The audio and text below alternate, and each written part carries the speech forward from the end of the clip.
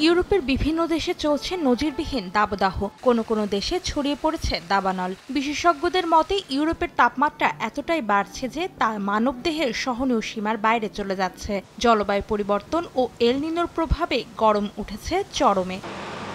তীব্র তাপদাহে পুড়ছে ইউরোপের দেশ স্পেন। বেশ কিছু এলাকায় তাপমাত্রা ছাড়িয়েছে ৪৫ ডিগ্রি সেলসিয়াসের পারদ। বাতাসের আর্দ্রতা কম থাকায় গত সপ্তাহ থেকেই দেশটিতে দেখা দিয়েছে তীব্র গরম। বেড়েছে পাখা ও ছাতার ব্যবহার। অতিরিক্ত গরমের কারণে বেশ বিপাকে পড়েছেন বিভিন্ন দেশ থেকে ঘুরতে আসা পর্যটকেরাও। আমরা বেলজিয়াম থেকে এসেছি, আর এই আবহাওয়া আমাদের জন্য খুবই গরম, কারণ আমরা এই ধরনের তাপমাত্রায় অভ্যস্ত নই।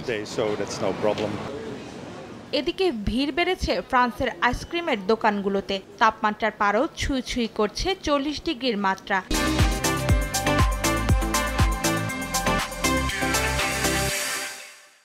গরমে একটু স্বস্তি পেতে ছুটির দিনে ঘুরতে আসা মানুষগুলো হাঁটছেন কৃত্রিম ঝর্ণার পানিতে। তীব্র তাপের প্রভাব থেকে নিস্তার মিলছে না পোষা প্রাণীদেরও। বিশেষজ্ঞদের মতে সামনের দিনগুলো আরও উষ্ণ হতে পারে ফ্রান্সের মানুষদের জন্য।